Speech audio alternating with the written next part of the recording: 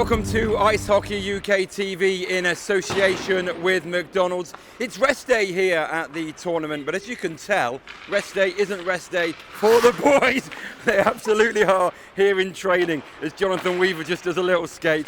You just knew that was coming the minute we skated onto the ice. Thanks, Weaves. So no rest day, but they've been overcoming, or undergoing, should I say, a training session here in the Eindhoven arena. Of course, this all on the back of a fabulous win for GB. They left it late again, but they beat Estonia by 2-1. That following the thrilling 3-2 win over Croatia. We look ahead to the game against Korea on Thursday night. A massive game for GB.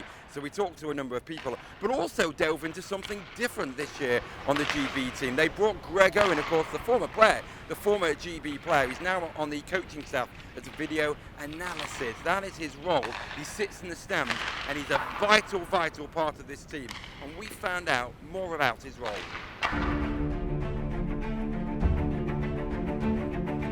Greg Owen, GB's video analyst coach. Well, on game days, Greg, you kind of sit one seat behind here up in the stand in Eindhoven. Just talk us through the role. What exactly do you do and how do you work with the coaches downstairs? Well, like you say, on a game day I'm up here with a feed from the cameras. I have a system in front of me and I'm basically tagging different events that are happening live during the game. It's basically just another tool. I'm just another tool to help Pete and Tommy during the game. What sort of events? Anything really, so power play breakouts, power plays, turnovers, shots, goal scoring chances, all those kind of things that you might want to look back at during the game, especially if we turn the puck over or we want to look at what's their breakout doing. Then I can just go back to certain things and quickly show you. Yeah, so you can go downstairs then. So I mean, it's easy here, it's a small rink, but you can go downstairs and Pete can call that up with you and look at these things. Yeah, I mean, I'm just an option. A lot of times I go down and Pete has already seen something and he already knows how he wants to adjust. It's just another layer of knowledge, for him to reference. I can see the game a lot differently from up here, from the way you see it at ice level. So, I think a lot of the times it's for Pete, it's also about making sure that he sees what I see up here, and that we're all on the same page and we're seeing the same things. Does it open a new perspective? Because obviously you've been a player down there and been on coaching staffs as well as the under-20s. Sitting up here and watching it from a different sort of viewpoint, does it open up a new perspective? Yeah, definitely. I mean, you look at the game in a very different way when you're implementing systems and things. As a player, you're looking at the smaller details of how you can perform better. As a coach, you're looking at how to break down a system, how to penetrate, how to score goals. It's a lot easier. The game is a lot easier from up here, and you find yourself looking at things and going, "Oh, why are they doing that?" But it's really easy from up here. With the coaching staff at the moment, Pete Russell, Tom Watkins, yourself, but you've also got an eye in the stands in Paul Thompson, who's lending everyone advice, from time to time. How important has that been? Yeah, really good, and Tomo's got a lot of experience at this level, and a lot of experience in general. So it's coaching staff is a team, just like the players are a team, and you have to bounce ideas around. You have to talk about things, and no one's an island, and no one's making decisions on their own. It's about trying to, we all have a different perspective. We'll all see something in a different way, but ultimately it's Pete's decision what happens. But being able to talk about things is really important. I remember when you retired and we did a feature with you in Hungary, I think it was, on Ice Hockey UKTV, and you always said you wanted to get back in the game somehow. How proud and how happy and enjoying are you with this role?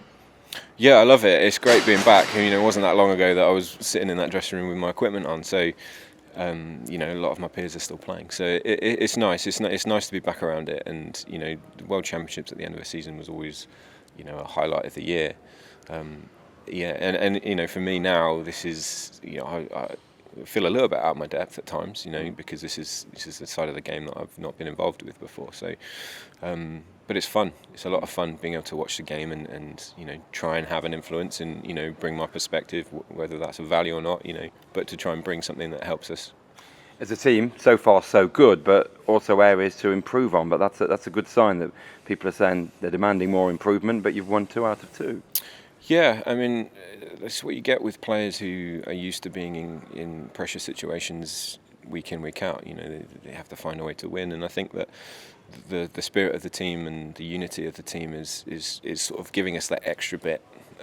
Even when we didn't play well yesterday, the guys found a way to win, and I think that's largely down to the unity in the team, and everybody gets along, everyone has a good time, and everyone's pulling for each other. Ben Bowns joins us on IHUKTV. Ben, it was what they call rest day in the tournament, but that was quite an intense practice, wasn't it? Yeah, I mean, we just need to get his legs going. You can't really stay still in these tournaments, can you? So it's, even though it's a rest day, we'll just be on ice. We'll probably get out in town, keep his legs going. Don't want to sit around the hotel and just eat all day. So you've got to keep your legs going. What about the first two games, two contrasting wins? Let's go back to the first one. Of course, you get pulled to the bench. You're standing on the bench. Do you think the team have got a chance of winning the game? Yeah, I actually had a feeling that we were going to come back, especially when we scored that first goal. You could see their goalie looking at the clock, and the team seemed to tense up, and we just kept going at them, and we didn't give up, and that's the spirit. And then obviously Richie comes out, and he always comes big in big games like he has done for Cardiff all year this year, and got to be happier for Richie, and to have him then score that OT winner as well. It's really good. And then against Estonia, again, you had to dig deep. It wasn't the best of performances, but scoring late again, it just does show a good trait in the team. Yeah, I mean, again, we showed, even though we were probably a bit physically tired going into that third period, we'd had I think it was 4 games in 6 days. We were physically tired, but we were still smart mentally, and we switched it back on, to be honest. They had a few chances right at the start of that third, and after that we just dominated and kept plugging away. We stayed patient and got that goal. When you come away to the World Championship, do you notice much difference? Obviously, it's an international tournament. Is there much differences between that and the Elite League? It's a little bit more flowing than the Elite League. There's obviously the crackdown on penalties like your hooking and that, and sometimes it's not quite as physical. You notice that, so there's not as much board playing. It's a bit more open. So you just have to kind of adapt to that. And teams obviously back in the Elite League play a bit more North American and go north-south all game, and over it's a bit more European, and they move it across the ice. And you'll see, like yesterday in that Estonia game, there were a couple of chances where they could have shot and back at home. They probably would have, and the Estonia would turn away and try and make a pass into the slot. So it's just something as a goalie you got to adapt to a little bit, and just be aware that you might have to move a little bit more. It's Korea on Thursday. How much are you looking forward to playing them? It's a big game, so obviously you always look forward to those big games. That's why you're playing it. So, but we've got a strong team, a really strong team. We're tight, and hopefully if we stick to our systems, play how Pete wants us to play, and work hard all the way through, then we've got every chance of winning it. Is this the best feeling group of guys you've had since you've been with the team? There really seems a good spirit. Yeah, definitely. Since I come up from 20s, this is definitely the best feeling I've had with a team, and it's I saw someone said in an interview a few days ago, I think, that it just got a really British feeling, and especially with PI element and stuff like that. It's I think that typifies there the spirit amongst the guys, and there's nothing prouder, is there? I mean, you did it last year in a couple of games, 3 I think it was, but this year when you stand on the blue line there for the national anthem, that's a very special moment. Yeah, it's always special. It's nice when you're at the start of games, so obviously at the end of the game when you've won, you've ground it out like we have done those last 2 games to stand there with everyone. It's got a special feeling. And obviously, mates together as well. A lot of you have grown up together as well, and that must give even better emphasis on it. Yeah, definitely. I mean, like obviously you've played all season with Richie and that. We've grown quite close to him, and then rooming back with Mad Dog, with Tom Murdy is quite a special one, and obviously Matt Hilda, I've played with since I was 6. So it's when you come to these tournaments and you're playing games like this and you win together, it's kind of special. And how's he finding it, Tom? Obviously, it's a hard role because he's not needed at the moment. You never know what might happen. How do you think he's finding his experience of just being at the tournament? I think he's kind of just enjoying his being here. Like I said to him, my first year when I went to Ukraine, you just kind of got to take it in and get used to everyone, and it works. So I just see him on training at the end of the day, and he's flying all over, just making saves and working a lot harder than me anyway. Yeah. But no, I mean, Tom is an unreal guy. He's an awesome goalie as well, so I'm really happy that he's come this year. And then, with no disrespect to him, at the other end of the scale, a little bit older, Stevie Lyle, someone I guess you can still learn from, someone like you. Yeah, I said to Stevie the other day before that Poland game in Coventry, he actually played in the first game I ever watched back when I was 6. Yeah. So yeah, I mean, Steve has been awesome so far. He's just kind of experienced head on that bench, and if there's any problems, just go and talk to him, and he'll come and tell me, or just talk to him about general goalie stuff, really, whether that's kit or technique, or whatever. But no, it's good. It's like you say, you got both end of spectrums. You got me and Tom who's young, and Steve Hughes all experienced.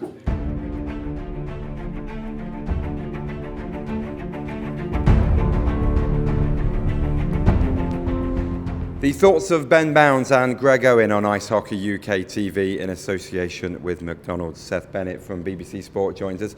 Hi Seth, hope you're well. A big game for GB against Korea on Thursday.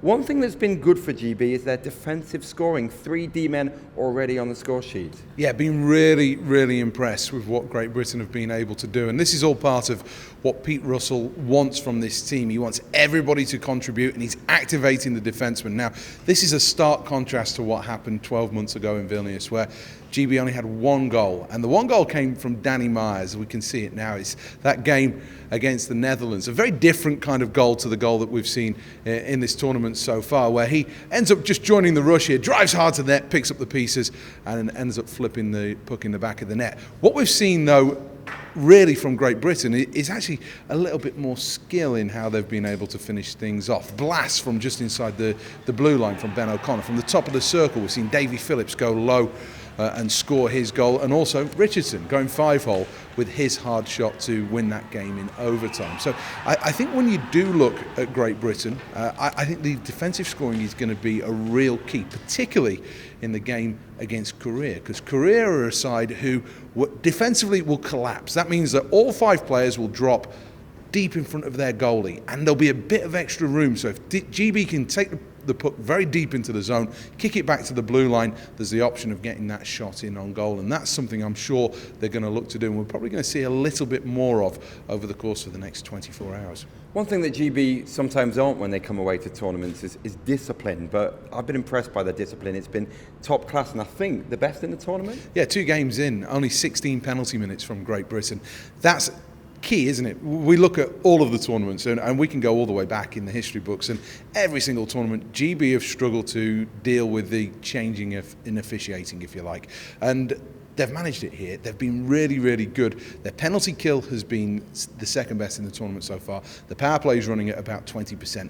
Against Korea, though, they're going to have to be really sharp at both ends of the ice. If they get their power play opportunities, they need to take care of them. And the interesting thing is, and when we get a chance to have a look at the way that Korea deal with the power play. This is some footage from the last time these 2 sides met 2 years ago, and GB did get some success. Robert Dowdy goes high on the goalie here. The goalie, not the biggest for Korea. He went high stick side. Again, that may be something that GB look at. So far, we've seen them shoot the puck low a lot. They've had great success. I think they're maybe going to have to elevate. But when we do look at what Korea do defensively on the penalty kill against the Dutch, actually what they do let you do is camp out in front, and there was so much time and space, and this is where the likes of Robert Farmer and Matthew Myers and Jack Prince to a certain extent could really profit. When they get into those high percentage scoring areas, that dirty area, if you like, right in front of the netminder, the 2 defensemen just leave them alone, and we can see it here on this play. The Dutch forward is just floating in there, nobody near him, and eventually what you'll see is this is where the Dutch goal comes from. And so if GB get any power play opportunities, they've got to get in front, and they will get time to be able to set a proper screen, and then when the good shot comes in from the blue line, they then can pick up the pieces. So I think these are all going to be things that GB can focus on. It's going to be a really tough game against the Koreans, though, because they're a really good team who know an awful lot about what they're about. They're so disciplined, they're so very, very structured, and GB are maybe going to have to be a little bit cautious. I fully expect that the coach will change the lines around again, and I think Matthew Myers will have a bigger defensive responsibility in this game. You know, face-offs are going to be absolutely key for him, and I think that he's going to have to almost lead the side defensively against Korea. Spirit's good though, isn't it, in the camp? Oh yeah, very much so, and they realise just how important this game is going to be, because if GB win this game, then it's all on for the gold medal. If they lose this game, then silver is the next best option, if you like, because it's very difficult to see the Koreans losing. And also, we take into account that 2-point game, or the 3-point game, if you like, but the 2-point victory against the Croatians. That could come back and bite Great Britain at the end of the tournament. We really hope it doesn't, and the best way to avoid that is by beating Korea and making sure that GB go 3 for 3. Any win is a good win, and that's something. And you know what? Even if GB could take away a point from this game, they then hope that Croatia will go away at the other end and do the business. Okay, thanks, Seth. You can hear Seth on the BBC Sport website tomorrow. Really looking forward to that one. It's against Korea. It is a massive, massive game. One of the biggest games in recent times in GB history. You can also see it on Premier Sports. Aaron Murphy and Paul Adey calling the game there. And of course, Twitter and on the Ice Hockey UK website. Loads of ways to keep across the game. Well, it's a big, big day in prospect tomorrow. Cross your fingers, it's going to be a big day all round for GB, and you can follow it, as I said, so many ways. That's it for the moment on Ice Hockey UK TV in association with McDonald's. We'll see you next time.